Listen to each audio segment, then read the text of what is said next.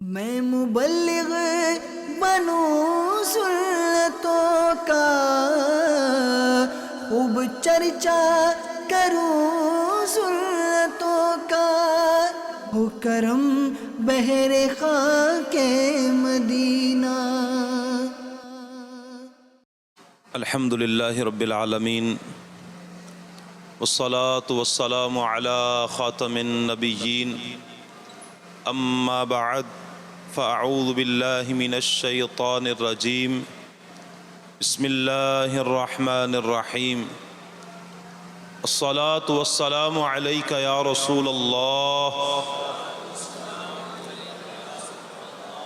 الصلاة والسلام علیک یا حبیب اللہ، الصلاة والسلام علیک یا نبی اللہ، وعلی آلک واصحابک یا نور اللہ۔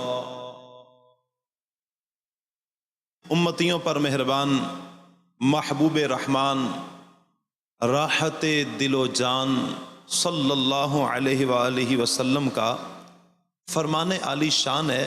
بے شک اللہ پاک نے ایک فرشتہ میری قبر پر مقرر فرمایا ہے، جسے تمام مخلوق کی آوازیں سننے کی طاقت عطا فرمائی ہے۔ فرشتے کتنے ہیں؟ ایک فرشتہ ہے جسے تمام مخلوقات کی آوازیں سننے کی اللہ پاک نے طاقت عطا فرمائی۔ نبی رحمت صلی اللہ علیہ وسلم فرماتے ہیں، پس قیامت تک جو کوئی مجھ پر درود پاک پڑھتا ہے تو وہ مجھے اس کا، یعنی درود پاک پڑھنے والے کا، وہ مجھے اس کا اور اس کے باپ کا نام پیش کرتا ہے، کہتا ہے فلاں بن فلاں آپ پر اس وقت درود پاک پڑھتا ہے، فلاں بن فلاں نے آپ پر اس وقت درود پاک پڑھا ہے۔ سبحان اللہ۔ آس ہے کوئی نہ پاس، ایک تمہاری ہے آس، آس ہے کوئی نہ پاس، ایک تمہاری ہے آس، بس ہے یہی آسرا تم پہ کروڑوں درود۔ سبحان اللہ۔ صلو علی الحبیب صلی اللہ تعالی علی محمد صلی اللہ علیہ وآلہ وسلم۔ پیارے اسلامی بھائیوں اور مدنی چینل کے ناظرین، کتنی پیاری یہ روایت ہے اور کتنی ڈھارس بندھانے والی یہ روایت ہے کہ اگر کوئی امتی قیامت تک پیارے آقا صلی اللہ علیہ وآلہ وسلم پر درود پاک پڑھے تو اس کا ذکر نبی پاک صلی اللہ علیہ وسلم کی بارگاہ میں ہوتا ہے۔ اللہ نے اس فرشتے کو کیسی طاقت عطا فرمائی ہے کہ وہ فرشتہ نام بھی جانتا ہے اور والد کا نام بھی جانتا ہے، اور یہ کہتا ہے کہ فلاں بن فلاں نے آپ پر درود پاک پڑھا ہے۔ تو کیا ہی اچھا ہو ہم زیادہ سے زیادہ اللہ پاک کے آخری نبی صلی اللہ علیہ وآلہ وسلم کی ذات والا صفات پر درود پاک پڑھیں، یعنی جتنا درود پاک پڑھیں گے اتنا ہی ذکر ہمارا حضور کی بارگاہ میں ہوتا رہے گا، اور پھر نبی رحمت صلی اللہ علیہ وآلہ وسلم پر درود پاک کی جو برکات ہیں کسی سے ڈھکی چھپی نہیں ہے۔ کتنی ہی احادیث ہیں جن میں درود پاک پڑھنے کی فضیلت کو بیان کیا گیا ہے۔ تو نیت کیجئے کہ انشاءاللہ زیادہ سے زیادہ درود پاک پڑھا کریں گے۔ اللہ پاک کے آخری نبی صلی اللہ علیہ وآلہ وسلم نے ارشاد فرمایا کہ جس نے مجھ پر جمعہ کے دن 80 بار درود پاک پڑھا، اللہ پاک اس کے 80 سال کے گناہ معاف فرما دے گا۔ دیکھیں اس طرح کی رحمتوں کے نزول کی روایات آپ مبلغین سے سنتے ہوں گے، بخشش کی، اور نبی رحمت صلی اللہ علیہ وسلم کل قیامت والے دن مصافحہ کریں گے، ہاتھ ملائیں گے۔ یہ درود پاک پڑھنے کی فضیلتیں ہیں، برکات ہیں۔ تو جتنا زیادہ درود پاک پڑھیں گے انشاءاللہ اتنی ہی زیادہ برکات حاصل ہوں گی، اللہ کی رحمتوں کے انشاءاللہ سائے میں ہوں گے۔ جتنا درود پاک انشاءاللہ اتنی ہی اللہ پاک کی رحمتیں ہمیں نصیب ہوں گی۔ نیت کریں انشاءاللہ درود پاک پڑھتے رہیں گے انشاءاللہ۔ صلو علی الحبیب صلی اللہ تعالی علی محمد صلی اللہ علیہ وآلہ واصحابہ وسلم۔ ایک شخص کا بیان ہے، ایک مرتبہ میں اتنا محتاج ہو گیا کہ بھوک مٹانے کے لیے مٹی کھانی پڑی، اتنا محتاج ہو گیا، مگر پھر بھی بھوک ستاتی رہتی، یعنی مٹی کھائی لیکن پھر بھی بھوک ستا رہی ہے۔ میں نے سوچا کہ کاش کوئی ایسا شخص مل جائے، ایسا بندہ مل جائے، ایسا کوئی فرد مل جائے جو مجھے کھانا کھلا دے، میری بھوک کو مٹا دے، میری اس پریشانی کو ختم کر دے۔ چنانچہ میں ایسے شخص کی تلاش میں ایران کے شہر اہواز کی طرف روانہ ہوا، حالانکہ وہاں میرا کوئی جاننے والا نہیں تھا کہ جو مجھے جانتا، کوئی پہچانتا، کوئی جاننے والا نہیں تھا۔ جب میں دریا کے کنارے پر پہنچا تو وہاں کوئی کشتی موجود نہ تھی کہ اب میں دریا کے پار کیسے جاؤں، کشتی نہیں ہے۔ اس نے کہا کہ میں نے سب سے پہلے یہاں پر اس مقام پر ایک بدشگونی لی، بدفالی لی، یعنی برا شگون لیا۔ پھر مجھے ایک کشتی والا نظر آ گیا، مگر اس کی کشتی میں سوراخ تھا۔ کہا کہ میں نے دوسری بدشگونی لی۔ اچھا، میں نے ملاح جو کشتی چلانے والا ہوتا ہے اس سے نام پوچھا، اس نے کہا میرا نام دیوزادہ ہے، یعنی عربی میں شیطان کو کہتے ہیں۔ کہا میرا نام دیوزادہ ہے۔ کہا کہ میں نے تیسری بدشگونی لی، ایک بھوک ستا رہی ہے، دوسرا کشتی نہیں ملی، تیسرا کشتی جو ملی اس میں سوراخ۔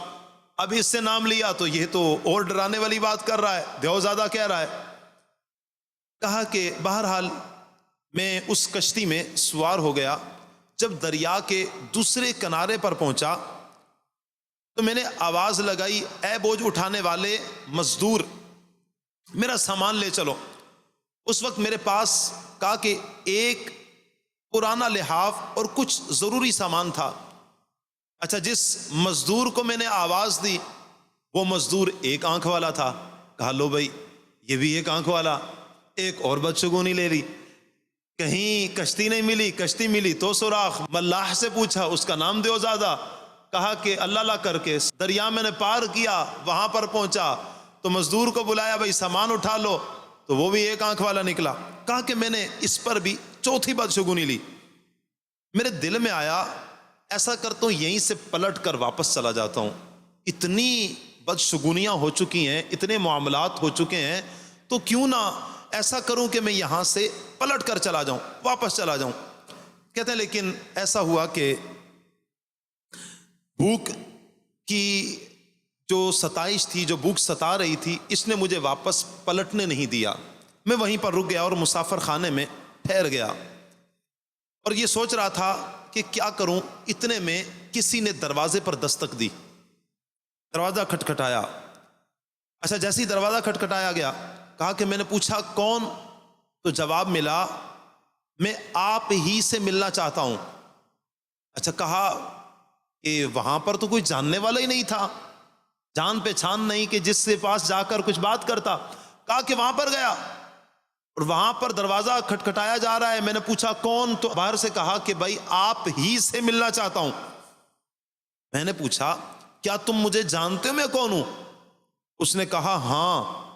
میں نے دل میں کہا شاید یا تو یہ میرا دشمن ہے کہ جو مجھے جانتا ہے، یا پھر یہ بادشاہ کا کوئی نمائندہ ہے، کوئی جاسوس ہے جو میرے پیچھے لگا ہوا ہے۔ کہا کہ تھوڑی دیر تو میں نے دروازہ نہیں کھولا، لیکن پھر میرے دل میں نہ جانے کیا ہوا، میں نے دروازہ کھول دیا۔ کہا جب میں نے دروازہ کھولا، اس شخص نے کہا مجھے فلاں شخص نے آپ کی طرف بھیجا ہے اور یہ پیغام بھی دیا ہے کہ اگرچہ آپ سے اختلافات ہیں، کوئی اختلافات ہیں آپ سے، اپنی جگہ پر برقرار ہیں، لیکن اخلاقی حقوق کی ادائیگی ضروری ہے۔ میں نے آپ کے حالات سنے، اس لیے مجھ پر لازم ہے کہ آپ کی ضروریات کو پوری کروں۔ اگر آپ 1 یا 2 ماہ یہیں پر رہنا چاہتے ہیں، ٹھہرنا چاہتے ہیں، تو کہا آپ ہمارے پاس ٹھہریے، آپ کی تمام ضروریات کو پورا کیا جائے گا۔ اور اگر آپ یہاں سے پلٹ کر اپنے شہر جانا چاہتے ہیں تو یہ 30 دینار لیجئے اور آپ اپنے شہر میں پلٹ کر جا سکتے ہیں، اپنی ضروریات پوری کیجئے، اپنے اوپر خرچ کیجئے۔ تاکہ میں نے اس سے لے لیے۔ اس شخص کا پھر بیان تھا کہ اس سے پہلے کبھی بھی میں 30 دینار کا مالک نہیں ہوا، یعنی اتنی زیادہ رقم کبھی بھی میرے پاس نہیں ہوئی کہ جتنی یہاں پر سفر کرنے کے بعد میرے پاس رقم آ گئی۔ وہ شخص خود ہی کہتا ہے کہ پھر یہ بات مجھ پر آشکار ہوتی ہے، مجھ پر یہ بات ظاہر ہوتی ہے کہ بدشگونی کی کوئی حقیقت نہیں ہے، کہ جس کی وجہ سے ہم بہت سے معاملات ترک کر دیتے ہیں، بہت سی ایسی باتیں جو کرنے والے کام ہوتے ہیں ان کاموں کو ہم چھوڑ دیتے ہیں۔ کس کی وجہ سے؟ فقط بدشگونی کی وجہ سے۔ وہ شخص کہتا ہے، دیکھیں اس نے کتنی بدشگونیاں لی، نکلا تھا تو کشتی نہیں ملی، کشتی ملی سوراخ تھا، ملاح سے پوچھا نام کیا ہے، دیوزادہ بتایا، وہاں پر پہنچا تو ایک آنکھ والا مزدور ملا۔ اچھا، تو اس طرح کی کئی ایک بدشگونیاں اس نے لی اور پلٹ کر جانا بھی چاہا کہ میرا کام نہیں ہوگا۔ وہ کس کام سے آیا تھا؟ کہ مجھے بھوک لگ رہی ہے، کوئی ایسا فرد مل جائے جو اس مشکل گھڑی میں میری مدد کرے۔ تو آپ دیکھیے اگر وہ بدشگونی لے کر پلٹ جاتا تو کون مدد کرتا اس کی؟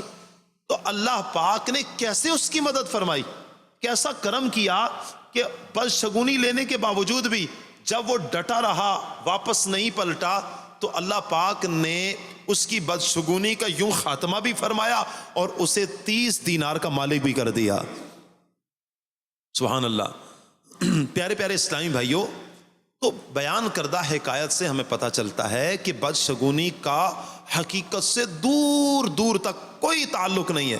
وہ شخص دوران سفر اپنے ذہن کے مطابق بدشگونیوں کا شکار ہوا اور سوچنے لگا کہ اب سفر ختم کر کے واپس چلنے جانے میں ہی عافیت ہے، کیونکہ اس کے خیال کے مطابق اتنی ساری بدشگونیاں جمع ہو چکی تھی، اب میری حاجت پوری نہیں ہو سکتی تھی۔ لیکن اللہ پاک نے اس کی حاجت کو بھی پورا فرما دیا۔ تو یاد رکھیے، جو شخص وہم کا شکار ہو جاتا ہے، وہم کی آفت میں مبتلا ہو جاتا ہے، تو اسے ہر چیز ہی پھر منحوس نظر آتی ہے، وہ ہر چیز کو پھر منحوس گردانتا ہے، حتیٰ کہ وہمی شخص کم عقل لوگوں کی باتوں میں آ کر غلط فیصلے کرنے پر مجبور ہو جاتا ہے۔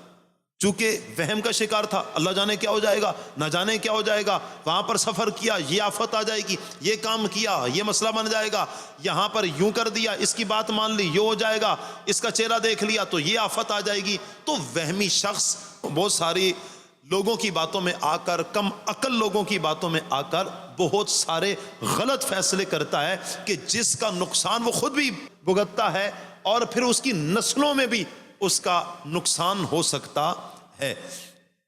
تو یاد رکھیے، یہ وہم جو ہے یہ شیطان کا وہ ہتھیار ہے جو مسلمانوں کو آپس میں لڑائی جھگڑے پر مجبور کرتا ہے، بے چین کر دیتا ہے، سکون برباد کر دیتا ہے۔ ایسا وار ہے یہ شیطان کا وہم، وہ وہم ڈال دے گا اس نے فلاں کیا ہوگا، مخالف کر دیا اور بس اسی کے خلاف دل میں بغض آنا شروع ہوا، عداوتیں بری، موقع ملا تو اسے لڑائی جھگڑا شروع کر دیا۔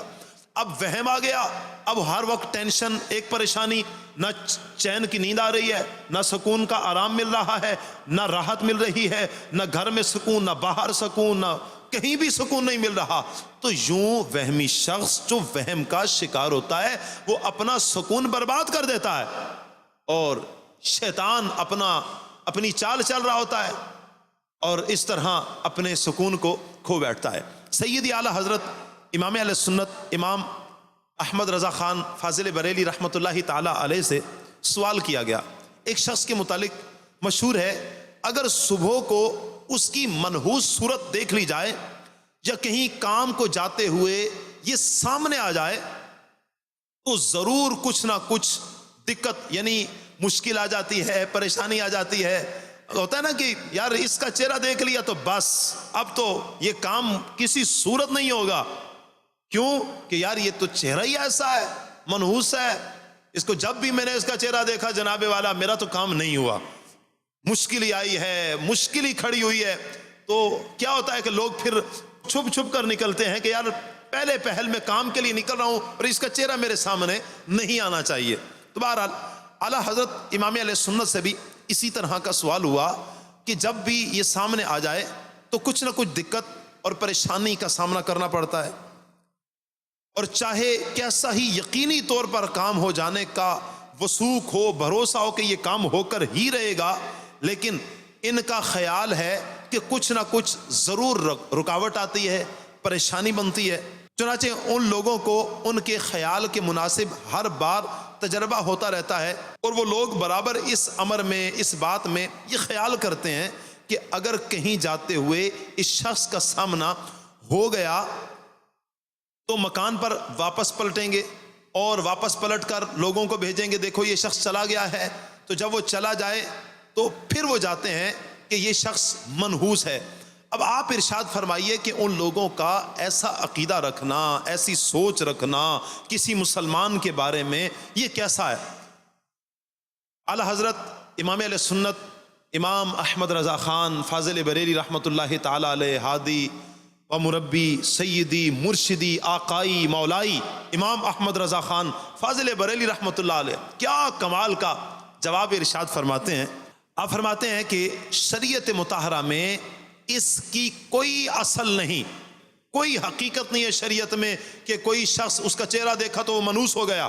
کہا کہ شریعت مطہرہ میں اس طرح کی اس کی کوئی اصل نہیں. شریعت میں حکم ہے اذا تطیرتم فامضوا، جب کوئی بدشگون یعنی بدشگونی کرو، برا شگون آ جائے، گمان آ جائے تو اس پر عمل نہ کرو کہ جب تمہیں کوئی برا شگون آ ہی جائے، بدشگونی لے لی، ذہن میں خیال آ ہی گیا تو کیا کرو؟ وہ کام کر دو، اس پر کان نہ دھرو. بلکہ آگے فرمایا مسلمانوں کو چاہیے کہ اللہم لا طیر الا طیرک ولا خیر الا خیرک ولا الہ غیرک، یعنی اللہ پاک نہیں ہے کوئی برائی مگر تیری طرف سے، اور نہیں ہے کوئی بھلائی مگر تیری طرف سے، اور تیرے سوا کوئی معبود نہیں. یعنی بھلائی بھی اللہ تبارک و تعالیٰ کی طرف سے اور برائی بھی، یعنی کوئی آزمائش بھی آئے تو اللہ ہی کی طرف سے آتی ہے، کوئی پریشانی بھی آئے اللہ ہی کی طرف سے آتی ہے، اور کوئی بھلائی پہنچے وہ بھی اللہ پاک ہی کی طرف سے آتی ہے. اللہ کے سوا کوئی عبادت کے لائق نہیں. کہا کہ یہ وظیفہ کر لیا کرے. الحمدللہ اس معاملے میں ہمارے بزرگان دین کی زندگی ہمارے لیے پیروی کے لائق ہے. یہ حضرات کسی مخصوص شخص کو، کسی جگہ کو، کسی وقت کو، کسی چیز کو منحوس نہیں جانتے تھے، بدشگونی نہیں لیا کرتے تھے. میں یہاں پر آپ کو ایک حکایت سناتا ہوں. اکثر یہ خیال جب آتا ہے کہ فلاں کا چہرہ دیکھا تو یہ شخص منحوس ہے. اسی طرح ایک شخص کے بارے میں مشہور ہو گیا کہ وہ کانا شخص تھا، مشہور ہو گیا کہ یہ منحوس شخص ہے. اچھا، جو بھی اسے چہرہ دیکھتا تو آزمائش میں آ جاتا. یہاں تک کہ لوگوں نے بادشاہ سے اس کے جلا وطن ہونے کا مطالبہ کیا کہ اسے ہمارے وطن سے نکال دیا جائے. اب بادشاہ نے کہا بھائی کیوں نکالا جائے؟ کہا اس لیے کہ جو شخص بھی اس کا چہرہ دیکھتا ہے تو وہ کسی آزمائش میں آ جاتا ہے، کسی پریشانی میں آ جاتا ہے، کسی مصیبت میں پھنس جاتا ہے. کہا کہ یہ تجربہ شدہ بات ہے کہ جب بھی کسی نے اس شخص کا چہرہ دیکھا ہے تو اس پر کوئی نہ کوئی مصیبت آئی ہے. اچھا، میں ایسے تو تمہاری باتوں پر اعتماد نہیں کروں گا. کہا پھر؟ کہا میں خود تجربہ کروں گا. کہا چلو ٹھیک ہے، آپ تجربہ کر لیں. اب بادشاہ نے ایسا کیا کہ اس شخص کو کہا کہ صبح کو سب سے پہلے تم نے میرے دروازے پر کھڑے ہونا ہے تاکہ سب سے پہلے میں تمہارا چہرہ دیکھوں. اگلے دن صبح کے وقت وہ شخص جو کانا تھا بادشاہ کے دروازے کے سامنے کھڑا ہو گیا. جیسے ہی صبح کا وقت ہوا تو بادشاہ نے دروازہ کھولا اور سامنے اس شخص کو پایا. اس نے دیکھ لیا، کہا ٹھیک ہے اب آپ جا سکتے ہیں۔ وہ چلا گیا۔ جب واپس پلٹا اور بادشاہ اپنے دربار میں جانے کے لیے اپنے کمرے سے نکلا اور موزہ پہننے لگا، جیسے ہی موزہ پہننے لگا تو اس کے اندر بچھو نے اسے ڈس لیا۔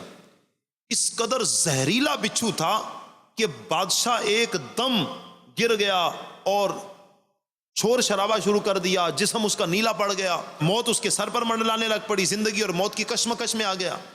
اچھا، اب اس شخص نے بادشاہ کے لیے ایک طبیب کو بلایا گیا، بہترین طبیب کو، کہ جلدی سے اس کا علاج کرے۔ اچھا، ادھر سے اس کا علاج شروع ہوا اور ادھر سے بادشاہ نے حکم جاری کر دیا کہ اس شخص کو جو منحوس شخص ہے معاذ اللہ، اسے قید میں ڈال دیا جائے، میرے صحت یاب ہونے تک اسے قید میں رکھا جائے، اس کے بعد کہا کہ میں اس کے بارے میں فیصلہ کروں گا اور دیکھتا ہوں کہ اس کے بارے میں کیا فیصلہ ہونا ہے۔ ادھر وہ شخص روتا دھوتا کہ مجھے آج میرے وطن سے نکال دیا جائے گا، مجھے میرے ملک سے نکال دیا جائے گا، مجھے میرے گھر والوں سے دور کر دیا جائے گا، مجھے میرے کنبے سے، میرے رشتہ داروں سے، میرے قبیلے سے مجھے آج دور کر دیا جائے گا۔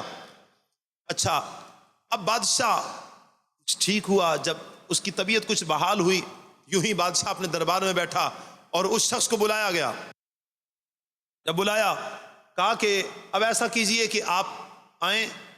اس شخص کو بلا لیا گیا۔ جب وہ شخص بھی آیا، اس سے قبل کہ کچھ فیصلہ ہوتا، بادشاہ اس کے بارے میں کوئی فیصلہ کرتا، تو وزیر جو بادشاہ کا تھا اس نے ایک عرض کی، کہا حضور اگر میں جان کی امان پاؤں اور اگر میری جان کو کوئی نقصان نہ ہو تو کیا ایک بات کر سکتا ہوں؟ بادشاہ نے کہا جی ضرور کیجئے۔ کہا بادشاہ مجھے نہیں معلوم کہ اب سے تھوڑی دیر بعد اس کے بارے میں کیا فیصلہ ہوگا، مجھے نہیں معلوم کہ اسے جلا وطن کیا جائے گا، مجھے نہیں معلوم اسے قید کر دیا جائے گا، مجھے نہیں معلوم کہ اسے کیا سزا دی جائے گی۔ کس وجہ سے؟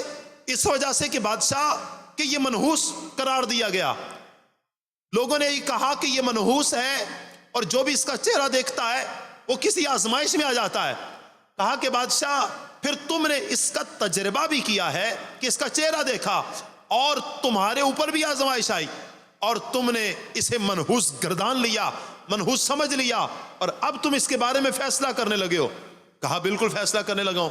کہا بادشاہ اس سے قبل کہ آپ فیصلہ کرو ایک بات سوچ لینا کہ سب سے پہلے تم نے اس کا چہرہ دیکھا ہے اور تمہارے نزدیک یہ منحوس ہوا۔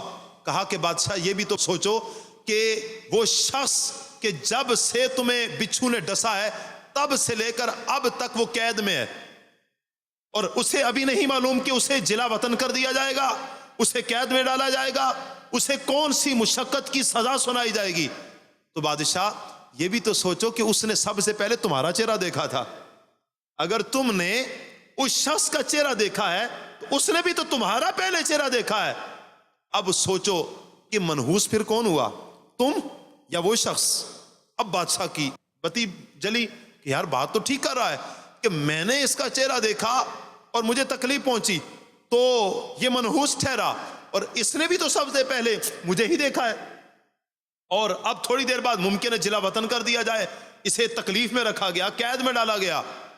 تو بادشاہ نے کہا کہ اس اعتبار سے تو میں منحوس بنتا ہوں۔ پھر اس نے کہا کہ بھائی آج کے بعد اسے کوئی شخص بھی اسے منحوس نہیں سمجھے گا، نہ کوئی اسے منحوس کہے گا، بدشگونی کوئی بھی اس کے بارے میں نہیں لے گا کہ اگر یہ میں نے اس کا چہرہ دیکھا تو یہ منحوس ہوا تو اس نے بھی تو مجھے ہی دیکھا تھا۔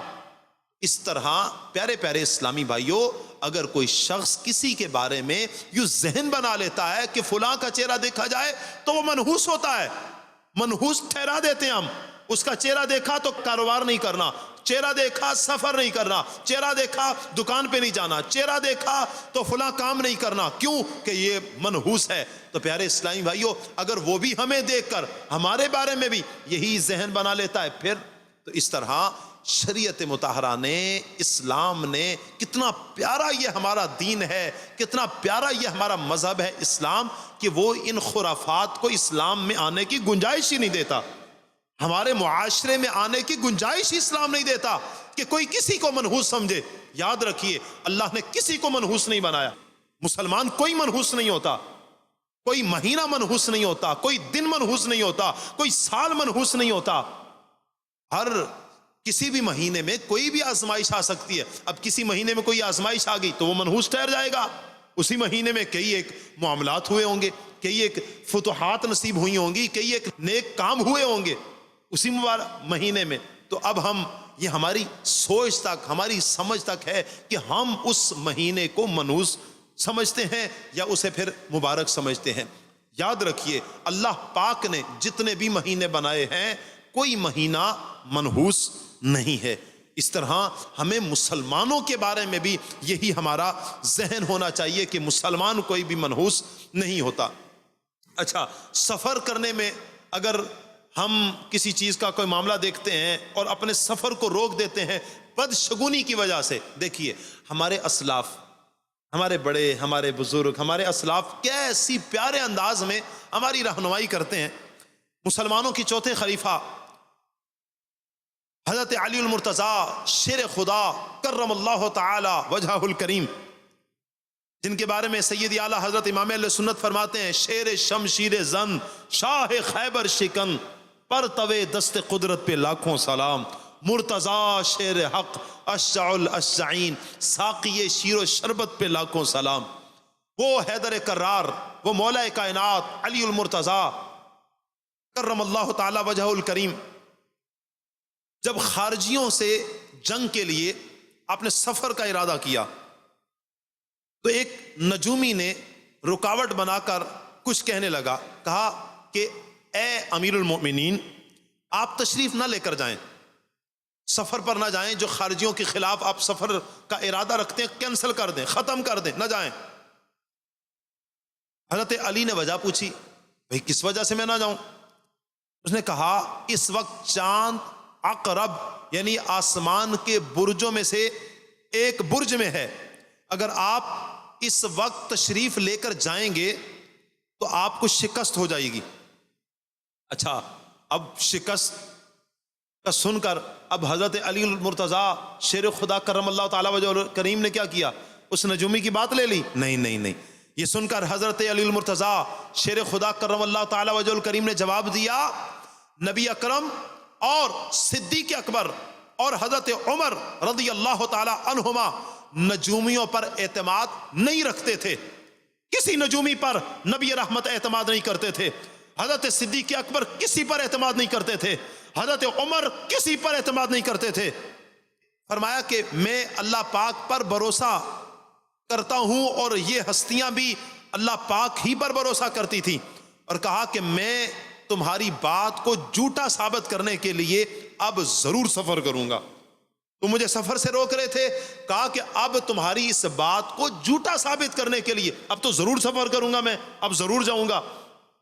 اچھا، پھر آپ رضی اللہ تعالی عنہ سفر پر روانہ ہوئے.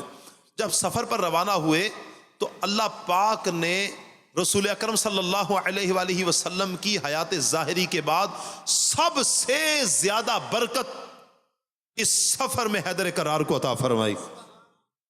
سب سے زیادہ برکت کہ نجومی روک رہا تھا کہ آپ نہ جائیں، اس وقت چاند عقرب میں ہے، برجوں میں سے ایک برج پر ہے، آپ جائیں گے شکست ہوگی، لیکن آپ کا اعتماد، آپ کا یقین، اللہ پر بھروسہ ایسا بہترین بھروسہ تھا. آپ نے فرمایا تمہاری اس بات کو جھوٹا ثابت کرنے کے لیے ضرور سفر کروں گا. اور اللہ پاک نے حیدر کرار کو ایسی عظیم برکت عطا فرمائی، سبحان اللہ، حتیٰ کہ تمام دشمنوں کو شکست ہوئی اور امیر المؤمنین حضرت مولا کائنات علی المرتضیٰ شیر خدا کرم اللہ تعالی وجہ الکریم فتح کے ساتھ خوشی خوشی واپس تشریف لے کر آئے. پیارے پیارے اسلام بھائی، دیکھیے کہ بدشگونی پر ہمارے اسلاف کان نہیں دھرتے تھے، بدشگونی پر عمل نہیں کیا کرتے تھے ہمارے اسلاف. اسی طرح امیر المومنین حضرت عمر بن عبد العزیز رضی اللہ تعالی عنہ رحمۃ اللہ تعالی علیہ کے غلام حضرت مزاحم کا بیان ہے، جب ہم مدینہ طیبہ سے نکلے تو میں نے دیکھا کہ چاند دبران میں ہے. میں نے ان سے کہنا مناسب نہیں سمجھا کہ چاند دبران میں ہے. میں نے یوں کہا کہ ذرا چاند کی طرف دیکھیے تو صحیح، کتنا خوبصورت نظر آتا ہے۔ آپ رحمۃ اللہ علیہ نے چاند کو دیکھا تو چاند دبران میں تھا۔ فرمایا کہ شاید تم مجھے یہ بتانا چاہتے ہو کہ چاند دبران میں ہے۔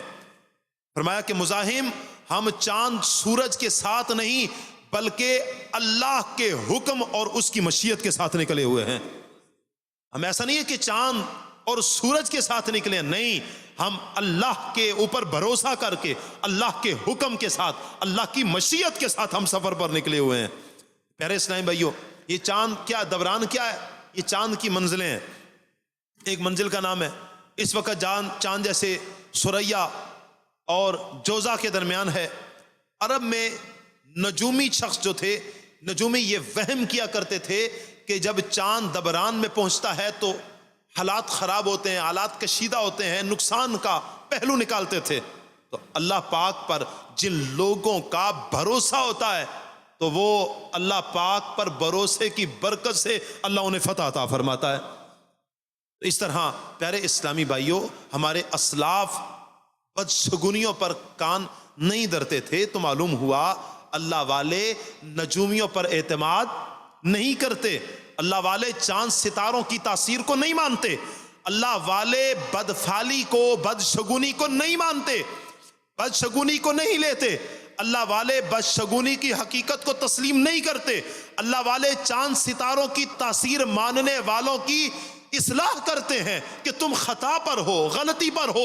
چاند سورج میں کوئی تاثیر نہیں ہے، تاثیر اللہ پاک کی ذات کی عطا کردہ میں ہے۔ اللہ پاک پر بھروسہ کرنے میں ہی سارے معاملات میں خیر ہے، سارے معاملات میں برکت ہے کہ جب بندہ اللہ پاک پر بھروسہ کرتا ہے۔ اللہ والے اللہ کی ذات پر کامل بھروسہ رکھتے ہیں، لہٰذا ہمیں بھی چاہیے کہ ہم اپنے بزرگوں کی سیرت کا مطالعہ کریں، اور اللہ پاک پر جو ان لوگوں کا بھروسہ تھا، توکل تھا، اعتقاد تھا، یقین تھا، ایمان تھا، ہم بھی ان ہستیوں کی سیرت کا مطالعہ کر کے اللہ پاک کی ذات پر بھروسہ کریں۔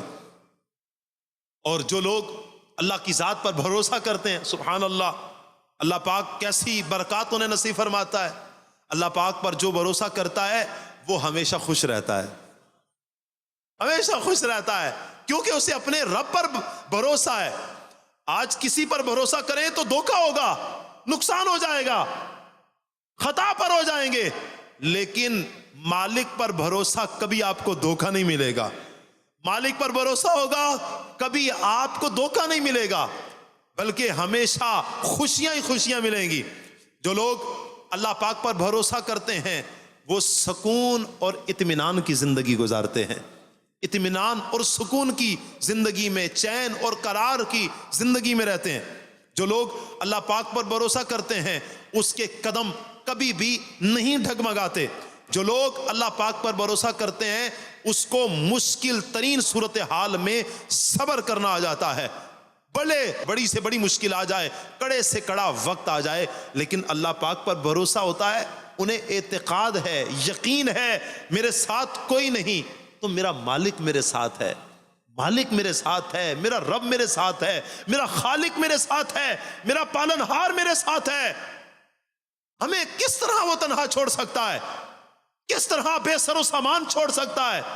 وہ رب ہے، وہ قادر ہے، قادر مطلق ہے، وہ رحیم و کریم رب ہے، کئی ماؤں سے بڑھ کر اپنے بندے سے پیار کرتا ہے، تو صبر آتا ہے، کچھ بھی ہو جائے، آزمائش آئی ہے، رب تو اپنے پیاروں کو آزماتا ہے۔ وَلَنَبْلُوَنَّكُمْ بِشَيْءٍ مِّنَ الْخَوْفِ وَالْجُوعِ وَنَقْصٍ مِّنَ الْأَمْوَالِ وَالْأَنفُسِ وَالثَّمَرَاتِ وَبَشِّرِ الصَّابِرِينَ۔ اللہ تو صبر والوں کو بشارت عطا فرماتا ہے۔ تو جو لوگ اللہ پاک پر بھروسہ کرتے ہیں انہیں اعتقاد ہوتا ہے ہمارا مالک ہمارے ساتھ ہے۔ جب مالک ساتھ ہے تو پھر صبر کا جذبہ بھی اندر پیدا ہو جاتا ہے۔ سبحان اللہ۔ جو لوگ اللہ پاک پر بھروسہ کرتے ہیں تو دنیا کی کوئی طاقت ان کا کچھ نہیں بگاڑ سکتی، کوئی طاقت، انہیں پتا ہے ساری طاقتیں، سب کو طاقت دینے والا خالق ہے، مالک ہے، اور میرے ساتھ وہ ہے جو سب کو طاقتیں عطا فرماتا ہے۔ کوئی دنیا کی طاقت کچھ نہیں بگاڑ سکتی، اپنے مالک پر بھروسہ ہے، اپنے خالق پر بھروسہ ہے۔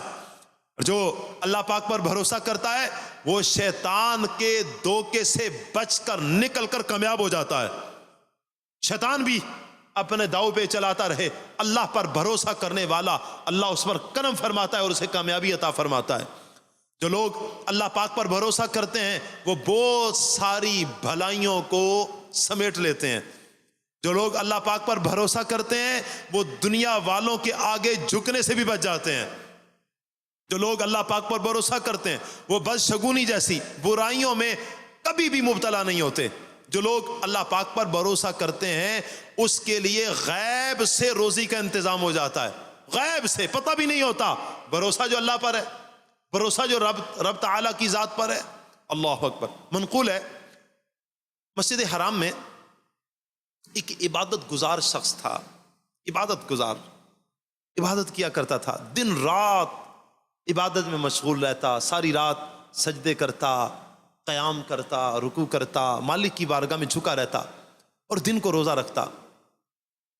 ہر روز شام کو ایک شخص اس کے پاس آتا 2 روٹیاں لے کر اور اسے 2 روٹیاں دیتا. اس سے وہ شخص افطار کرتا اور پھر دوسرے دن تک اللہ پاک کی عبادت میں وہ شخص لگ جاتا، عبادت کرتا رہتا. ایک دن دل میں خیال آیا کہیں ایسا تو نہیں ہے کہ یہ توکل کے خلاف ہے میرا عمل؟ ایسا تو نہیں کہ میں اس بندے پر توکل کر بیٹھا، میں نے اللہ پر توکل نہیں کیا اور اس بندے پر توکل کر لیا؟ ایسا تو نہیں ہے کہیں؟ کہا کہ کہیں ایسا تو نہیں ہے کہ اس طرح کا معاملہ ہوا ہے؟ تو جب اس کے دل میں یہ خیال آیا کہ ایسا نہ ہو کہ یہ توکل کے خلاف ہو، اب وہ شام کو جب روٹی لے کر آیا تو اس نے پلٹا دیا، واپس بھیج دیا. کہا کہ مجھے تمہاری روٹی کی ضرورت نہیں اور روٹی لے کر بھی نہیں آنا، منع کر دیا. اب ایک دن گزرا، دوسرا دن گزرا، تیسرا دن گزرا، 3 دن گزر گئے. اب روٹی دینے والا کوئی تھا نہیں. اب عبادت گزار نے عرض کی یا اللہ تو ہی روٹی بھیجنے والا ہے، تو ہی کرم فرمانے والا ہے، اب تو حال بے حال ہو چکا ہے. اب مالک وہ خواب کے عالم میں چلا گیا، بے ہوش بھی ہوا. اللہ پاک نے پوچھا کہ تو نے روٹی والے کو کیوں واپس بھیجا؟ اس نے کہا کہ یا اللہ مجھے خوف تھا کہیں یہ توکل کے خلاف نہ ہو، میرا بھروسہ میرا اعتقاد تیری ذات پر ہے، کہیں ایسا نہ ہو کہ میرا اعتقاد بندے پر ہو جائے. میں سے بچنے کے لیے کہ اعتقاد تجھ پر ہے، تیری ذات پر ہے، تو میں نے اس بندے کو واپس بھیج دیا. تو اللہ پاک نے فرمایا اچھا یہ بتاؤ کہ یہ روٹی بھیجتا کون تھا؟ اللہ تو بھیجتا تھا. اچھا اب حکم ہوا کہ اب جب بھیجوں تو اس شخص کو واپس نہیں لوٹا دینا، کیونکہ وہ روٹی تو میں بھیج رہا تھا، بھیجنے والا میں تھا، تو کیوں واپس بھیج رہا ہے؟ اور جو روٹی لے کر آتا تھا، اب اس شخص نے بھی خواب میں دیکھا کہ اس سے بھی فرمایا جا رہا ہے کہ تو نے اس عبادت گزار شخص کو روٹی دینا کیوں بند کر دی؟ اس نے عرض کی یا اللہ تو جانتا ہے اور خوب جانتا ہے کہ میں نے اسے روٹی دینا کیوں بند کر دی. فرمایا کہ اے بندے وہ روٹیاں تو کسے دیتا تھا؟ اس بندے نے کہا کہ یا اللہ وہ روٹیاں تو میں تجھے دیتا تھا، یعنی تیری راہ میں دیتا تھا، تجھے دیتا تھا، تیری راہ میں صدقہ کرتا تھا. اللہ پاک نے فرمایا اب وہ میری راہ میں دینا دوبارہ سے عمل جاری کر دے، دوبارہ سے عمل شروع کر دے. تو دیکھیے اللہ پاک اس طرح بھی رزق کے اسباب پیدا فرما دیتا ہے جہاں سے بندے کا گمان بھی نہیں ہوتا. اللہ پاک پر بھروسہ کرنے والوں کو اللہ وہاں سے رزق عطا فرماتا ہے، جہاں سے بندے کا گمان تک نہ ہو مالک کریم وہاں سے بھی رزق عطا فرماتا ہے. سبحان اللہ. پیارے اسلامی بھائیوں، یہ بدشگونی کی آفت میں مبتلا ہو کر نہ جانے کون کتنی ہی بڑی بڑی آفات میں مبتلا ہو چکے. مکتبۃ المدینہ کی بڑی پیاری ایک کتاب ہے. اس حوالے سے میں آپ تمام اسلامی بھائیوں کو اور مدنی چینل کے ناظرین کو بھی دعوت دوں گا کہ کتاب ہے بدشگونی، اس نام سے مکتبۃ المدینہ کی بڑی ہی پیاری یہ کتاب ہے. آپ ضرور اسے مکتبۃ المدینہ سے ہدیتاً وصول کیجئے، اس کا مطالعہ کیجئے. انشاءاللہ آپ اس کا مطالعہ کریں گے آپ کو پتہ چلے گا کہ ہم کہاں ہیں، کس ڈگر پر ہم چل رہے ہیں. کہیں ایسا تو نہیں ہے کہ ہم بھی غلط راہ کا انتخاب کر بیٹھے تھے. انشاءاللہ اس کتاب کے پڑھنے کی برکت سے ہمیں صحیح راہ کا پتہ چل جائے گا. تو ضرور جتنے بھی حاضرین ہیں مدنی چینل کے ناظرین ہیں وہ سبھی نیت کریں کہ انشاءاللہ یہ کتاب بدشگونی نام کی جو کتاب ہے اس کو انشاءاللہ مکتبۃ المدینہ سے ہدیۃً وصول کریں گے۔ اللہ پاک توفیق دے۔ اے سفر کو لوگ منحوس جانتے ہیں تو آپ اس کتاب کو لیں اور اس کو لنگر کریں، آپ دوسرے مسلمان بھائیوں کو بھی دیں، انشاءاللہ وہ بھی پڑھیں گے، اللہ نے چاہا تو انہیں بھی اس کی برکات نصیب ہوں گی، وہ بھی اپنے آپ کو خرافات سے بچانے میں کامیاب ہو جائیں گے۔ بدشگونی جو کتاب ہے اس کے صفحہ نمبر 16 پر لکھا ہے، کبھی اندھے اور کبھی لنگڑے سے، کبھی ایک آنکھ والے سے، ان افراد سے بدشگونی لی جاتی ہے معاذ اللہ۔ دیکھیں ہم ان سے اگر بدشگونی لیں، الامان کہ ان کی دل آزاری کتنی ہوتی ہوگی، ان کو پتہ چلتا ہوگا تو کس قدر دل آزاری ہوتی ہوگی۔ ہم آج اللہ کی نعمتوں کی فراوانی میں بیٹھے ہیں، اتنی نعمتیں، اور ہم کسی کے پاس آنکھ نہیں ہے، آنکھ کی نعمت نہیں ہے تو ہم نے اس سے بدشگونی لینا شروع کر دی، ہم اس کے دکھ میں اور اضافہ کر رہے ہیں، اس کی دل آزاری کا کر کے ایذائے مسلم کا سبب ہم بن رہے ہیں۔ اسی طرح کبھی کسی خاص پرندے سے، کسی جانور سے، کسی کی آواز سن کر لوگ بدشگونی لے رہے ہوتے ہیں، کسی وقت سے، کسی دن، کسی مہینے سے بدشگونی لی جاتی ہے۔ بالخصوص سفر کے اس مبارک مہینے کو جو آنے والا ہے، اس مبارک مہینے کو تو لوگوں کی تعداد ہے جو اسے بدشگونی اس میں لیتی ہے، بلاؤں کے اترنے کا مہینہ کہتی ہے، آفتوں کے اترنے کا مہینہ کہتی ہے معاذ اللہ، اس مہینے کو معاذ اللہ منحوس مہینہ کہتی ہے، ایک بہت بڑی تعداد ہے۔ کون ان لوگوں کی اصلاح کرے گا؟ تو مدنی چینل کے توسط سے میں پھر آپ تمام اسلامی بھائیوں کو اور جتنے بھی ناظرین ہیں، پھر میں آپ کو دعوت دیتا ہوں کہ یہ کتاب جو مکتبۃ المدینہ کی بڑی پیاری تصنیف ہے، بدشگونی کتاب، اس کا مطالعہ کیجئے، خود بھی مطالعہ کریں اور دوسروں گھر والوں کو بھی مطالعہ کروائیں۔ اچھا، عورتوں میں بھی یہ ہوتا ہے کہ وہ بھی اس مہینے کو بالخصوص منحوس گردانتی ہیں، عورتوں کو بھی پڑھائیں، اپنے بچوں کو بھی پڑھائیں، دیگر دوستوں میں بھی اس کو لنگر کیجئے، انشاءاللہ ایک بہت بڑا فائدہ ہوگا، اور جو پڑھے گا انشاءاللہ آپ کو دعائیں دے گا کہ ہم غلط راہ پر چل رہے تھے، آپ نے ہماری اصلاح کی ہے، آپ ہماری اصلاح کے سبب بنے ہیں۔ چند روپے میں اگر کسی کی آخرت کا بھلا ہوتا ہے تو میرا خیال ہے یہ سستا سودا ہے، اور یہ سستا سودا کر لینا چاہیے، خود بھی لیجیے اور دیگر بھی مسلمان بھائیوں تک یہ پہنچائیے۔ پیارے اسلامی بھائیوں، ماہ سفر کو جو منحوس جانتے ہیں، دیکھیں اب میں ماہ سفر کی چند باتیں آپ کے سامنے رکھتا ہوں کہ یہ کیسا برکت والا مہینہ ہے۔ اگر منحوس مہینہ ہوتا تو کیا اللہ کے نبی صلی اللہ علیہ وآلہ وسلم اپنی لخت جگر، جن کے بارے میں نبی رحمت صلی اللہ علیہ وسلم فرماتے ہیں فاطمہ میرے جگر کا ٹکڑا ہے، حضور فرماتے ہیں کہ میں نے اپنی بیٹی فاطمہ کا نام فاطمہ رکھا اس وجہ سے ہے کہ یہ خود بھی جہنم سے آزاد ہے، اور جو اس سے پیار کرے گا اللہ اسے بھی جہنم سے آزاد فرما دے گا۔ تو پیارے اسلامی بھائیوں، اس مبارک مہینے میں کیا حضور صلی اللہ علیہ وسلم اپنی بیٹی کے نکاح کے لیے اس کا انتخاب کرتے؟ اب دیکھیے، میں یہ باتیں عرض کر کے انشاءاللہ اختتام کی طرف چلتے ہیں۔ سفر المظفر کے اس مبارک مہینے میں ہجرت کے دوسرے سال امیر المؤمنین حضرت علی المرتضیٰ شیر خدا اور خاتون جنت فاطمہ الزہرا رضی اللہ تعالی عنہا کی شادی خانہ آبادی ہوئی ہے۔ یہ کتنا برکت والا مہینہ ہوگا کہ اس مبارک مہینہ میں حضرت علی اور حضرت فاطمہ کا نکاح ہوا۔